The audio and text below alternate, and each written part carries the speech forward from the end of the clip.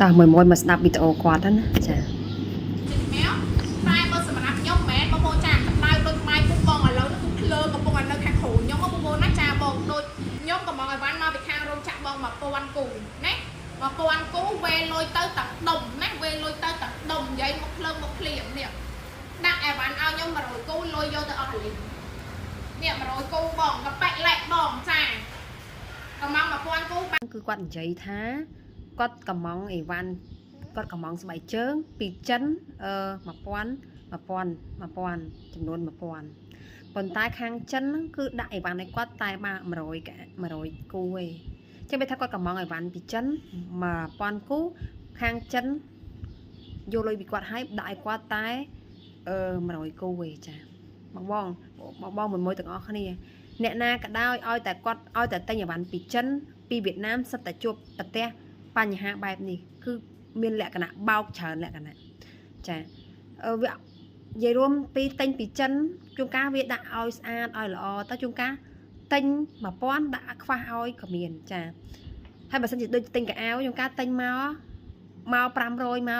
មកប្រឡាក់ចង់ពាក់កណ្ដាលក៏មានដែរសួរថាយើងអ្នកទិញយើងនៅខ្មែរតបានទេចាដូចខ្ញុំក្នុងករណីខ្ញុំជាក់ស្ដែងខ្ញុំទិញពីវៀតណាមចាទិញពីវៀតណាមទិញល្អអាវទិញទៅដល់គ្រាមួយដែលវាចង់បោកយើងចាបោកយើងគឺវាយកអីវ៉ាន់ទៅផ្ញើឲ្យយកអីវ៉ាន់ដាក់ផ្ញើឲ្យក្រុមហ៊ុនចេញវិក័យប័ត្រថតអីវ៉ាន់ឲ្យយើងហើយយើងបាញ់លុយឲ្យហើយវាទៅយកអីវ៉ាន់មកវិញចាអញ្ចឹងបងដែរចង់ថាបងសម្រាប់អ្នកទិញអីវ៉ាន់លក់ផ្ទាល់ទិញពីចិនក៏ដោយទិញពីវៀតណាមអត់ស្រួលទេជួនកាលទិញមកបាត់ចាទិញជួនកាលមកវាដាក់គ្រប់ជួនកាលមកប្រឡាក់ជួនកាលមកដាច់អត់មានសិតតវាយទាំងអស់ចាលើកណាហេងលើកណាសំណានទៅបានរបស់ស្អាតរបស់ល្អយកមកលក់ទៅលើកណាដូចខ្ញុំវគ្គនោះខ្ញុំទិញកៅអៅមកពីវៀតណាមមកប្រឡាក់ចង់ពាក់កណ្ដាលក៏មានដែរនិយាយរួមអ្នកទិញពី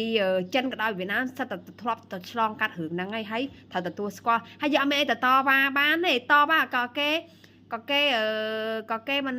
វល់អីដែរដូចក្នុងករណីបងស្រីគាត់ណាមានតែលួងខាងចិនទេលួងខាងចិនឲ្យវាផ្ញើអីវ៉ាន់ឲ្យថែមទេមានតែលួងមានជេមានអីកើតទៅបើជេវាប្លុកវាអត់យកដែរអីវ៉ាន់មិនលួងគេទៅលួងទៅបើគេដាក់ឲ្យ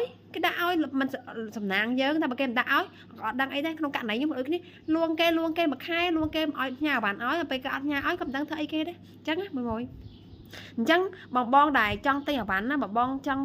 កុំឲ្យមានហានិភ័យបងទិញអ្នកបោះដុំនៅស្រុកខ្មែរទៅអញ្ចឹងអត់មានហានិភ័យអីច្រើនទេតែអ្នកទិញពីចិនពីវៀតណាមគឺហានិភ័យបាត់បង់ច្រើនជាងការអីវ៉ាន់អត់ល្អអីវ៉ាន់ខូចអស់លុយក៏មានដែរអញ្ចឹងបងអញ្ចឹងអ្នកលក់អនឡាញដែលទិញអីវ៉ាន់តបមិនមែនស្រួលទេគាត់ជួបបញ្ហាច្រើនណាស់ចា